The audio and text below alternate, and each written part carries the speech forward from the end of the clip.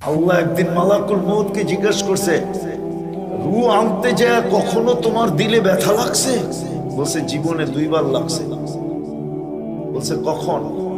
বলে প্লাবন চলতেছিল, প্লাবন, বন্যা। যমুনার পারের মানুষ তো বোঝেন, ঠিক না? আর বেলকুচিয়ালারা তো আরো বেশি বোঝে, ঠিক না? যমুনাটা তো বেলকুচির কোলের ভিতরেই, ঠিক তো? ও পিছনেই যমুনা।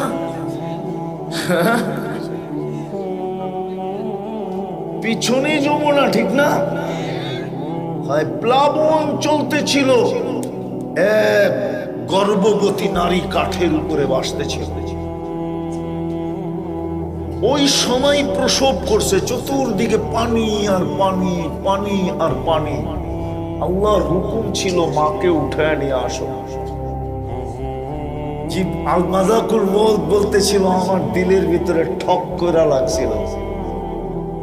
চতুর্দিকে তো পানি, মাত্র তো জন্ম নিল, কাঠের উপরে মা চলে যাবে, বাচ্চা। আল্লাহ বলে শুনলাম তো প্রথম দিন, দ্বিতীয়টা শোনাও। ও যখন সাদ্দাত জান্নাত বানাইছিল, কমপ্লিট কারিগররা চাবি দিয়া বলছিল চাবি, কিন্তু একটু দেখা ওকে করে দেন। বাড়ি যখন বানায় না, তো সর্বশেষ কন্ট্রাক্টর চাবি দিয়া বলে আপনি একটু দেখা ওকে করে দেন, ঠিক না? ওকে বোঝেন তো, যে আমরা কাজ ঠিক করছি। তো সাদ্দাদের হাতেও চাবি দিয়া বলছিল একটু দেখা ওকে করে দেন। কিন্তু যখন সাদ্দাত যেতে যেতে যেতে যেতে ডাইন হবে কি বাম হবে এটা আমি জানি না, একটা পাও যখন গেটের ভিতরে ঢুকাইতে ছিল, আল্লাহ মালাকুল মউতকে বলছে মাটি ছোঁয়ার আগে উঠে নিয়ে আসবে, ওই পাও যেন মাটি ছুঁতে না পারে। তো বলছে তখন একটু ব্যথা লাগছিল, যে বানাইলো এত খরচ করে, একটু চোখ দিয়ে দেখাই নিত। আল্লাহ বলে শোন, ওই কাঠের বাচ্চাটাই এটা, কাঠের বাচ্চাটাই, কাঠের বাচ্চাটাই,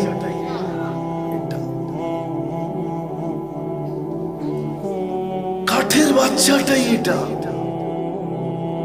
তো যেটা বলতেছিলাম, মউতকে মাঝে মাঝে আজরাইলকেও কাঁপায় দেয়, কিন্তু আপনি আর আমি কাঁপতেছি কত? বিশেষ করে যুবকদেরকে বলবো, কেননা দুনিয়ায় সর্বপ্রথম মারা যায় বাচ্চা, দ্বিতীয় নম্বরে দুনিয়ায় সবচেয়ে বেশি মারা যায় যুবক। রাগ হয়ে গেল? তৃতীয় নম্বরে মারা যায় বৃদ্ধ। আপনি দেখেন, উঠান, নেট উঠান, দেখেন দুনিয়ায় প্রথম মারা যায় বাচ্চা, দ্বিতীয় মারা যায় যুবক, তৃতীয় মারা যায় বৃদ্ধ। দুনিয়ায় রোগে মারা যায় মানুষ কম, অপমৃত্যু দুনিয়াতে সবচেয়ে বেশি। যে কোনো মুহূর্তে মৃত্যু হইতে পারে, কিন্তু আমার কথা হলো আমার প্রস্তুতি কতটুকু। আমার উপরটা তো সুন্দর আছে, কিন্তু আমার ভিতরেরটা সুন্দর কতটুকু। এই জন্যই তো আল্লাহ রাসূল চিৎকার দিতেন, লা তাহতাসিবুহু হুফরা, কবরটাকে গর্তে মনে করো না, ইম্মা রাউযাতুম মিন রিয়াদিল জান্নাহ। হ্যাঁ, হতে পারে এটা জান্নাতের বাগান হবে, আও হুফরাতুম মিন হুফারিন নার, হতে পারে এটা জাহান্নামের গর্ত হবে। সত্য এটাই। একটু ভাবি যে আমাদের প্রস্তুতি কতটুকু। আল্লাহ তো প্রস্তুতি দেখবে, কসম খোদা।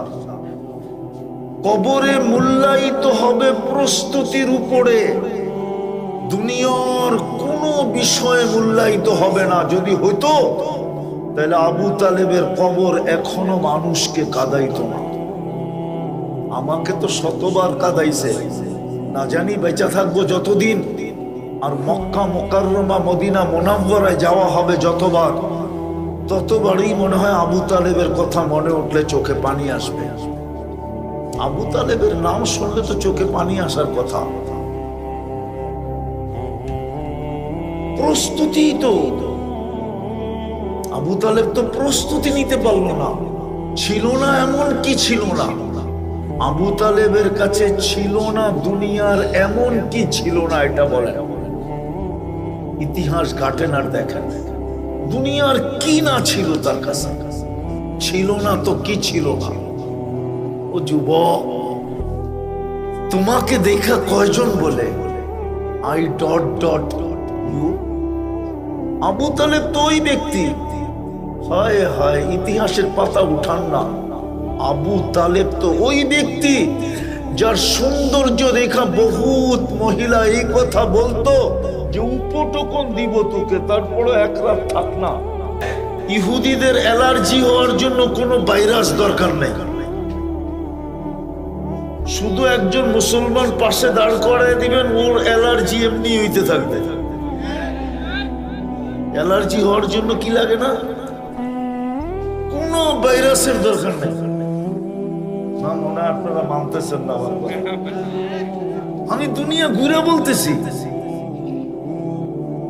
একটা মুসলমান আপনি একটা ইহুদির পাশে দাঁড় করায় দেন, ওর অ্যালার্জি হওয়ার জন্য যথেষ্ট। এমন অ্যালার্জি হবে যতক্ষণ পর্যন্ত আপনি ওইখান থেকে না সরবেন ততক্ষণ পর্যন্ত দুনিয়ার কোনো মেডিসিন ওর অ্যালার্জি ভালো করতে পারবে না। এরকম কোনো মেডিসিন বিজ্ঞান বানাই নাই, কোত্থেকে ভালো হবে? তা আল্লাহর রাসূল একদিন আলোচনা করতেছিলেন, ওসমান, মুসলমানের তো পানির ব্যবস্থা নাই, তুমিও জানো ইহুদির কুয়া আছে, মন চাইলে দেয় নাইলে দেয় না। কিন্তু ওসমান রাদিয়াল্লাহু তাআলা আনহু ব্যবসায়ী ছিলেন, তো ব্যবসায়ীরা যা বোঝে অন্যরা তা বোঝে না। ওসমান রাদিয়াল্লাহু তাআলা আনহু ইহুদিদের রক চিনতেন, রক। ব্যবসায়ীরা যতটুকু রক চিনে এতটুকু রক কিন্তু যত বড় শিক্ষিত ইউকও চিনে না, ঠিক না? আমি কিন্তু বেলকুচিতে বসে বলতেছি। তো উসমান রাদিয়াল্লাহু তাআলা রক চিনতেন যে ইহুদি হইল অর্থের লোভী। কি ইহুদিরা হইল টাকার লোভী, টাকার জন্য যা খুশি তা করতে পারবে। আমি বাংলাম না। আর খ্রিস্টানরা হইল রূপের লোভী, রূপ দেখলে যা খুশি তা করতে পারে। ওসমান রাদিয়াল্লাহু তাআলা আনহু যে জিজ্ঞাসা করছে কুয়া বেচবি, ডাইরেক্ট যে জিজ্ঞাসা করছে, না বেচবো না। কত হইলে বেচবি না? বেচবি না ঠিক আছে, কিন্তু কত টাকা হইলে বেচবি না? হিট করছে জায়গা মতো, তো মনে করছে এত দাম চামু যাতে আর না কিনে। ও একটা দাম চায় বইছে, চাইতে দেরি ওসমান রাদিয়াল্লাহু তাআলা আনহু বলছে ডান, কিনা ফেললাম। বাড়িতে আসছে, গাড়িতে টাকা পড়ছে, নিয়ে মাথায় মেরে দিছে, ল টাকা দে কুয়া। ও তো হাক্কা বাক্কা খেয়ে গেছে, এটা হলো কি? তো কুয়া কিলা যখন আসতেছিলেন এর আগেই কিন্তু জিবরিল আলাইহিস সালাম আল্লাহর রাসূলের সামনে এসে দাঁড়ায় আছে। ওসমান সালাম দিয়া ঢুকছেন আর বলছেন, ইয়া রাসূলুল্লাহ, জানায় দিছেন যে কুয়া কিন্তু কিনা আসতেছে, লাল আসতেছে কুয়া কিনা, আপনার কলিজার টুকরা কুয়া কিনা ফেলছে, আসতেছে। তো সালাম দেওয়ার পরে আল্লাহ রাসূল জবাব দেওয়ার পরে দেখছে, ওসমান কুয়া তো কিনা ফেললা, কত দিয়া কিনলা? বলে এটা বলবো না, যা চাইছে তা দিয়েই কিনছি, কিন্তু সংখ্যা বলবো না। আল্লাহ রাসূল বলছে, ওসমান আমি সন্দেহ করতেছি না, আজকে কিন্তু প্রতিযোগিতা তোমার আর আল্লাহর চলতেছে। তুমিও গাট্টি দিয়ে কিনছো, আল্লাহ কিন্তু জিবরিলকে গাট্টি দিয়ে পাঠায় দিছে। তোমার গাট্টি তো কারেন্সি, হয়তো রূপার নাইলে সোনা, আল্লাহর গাট্টি অন্যটা।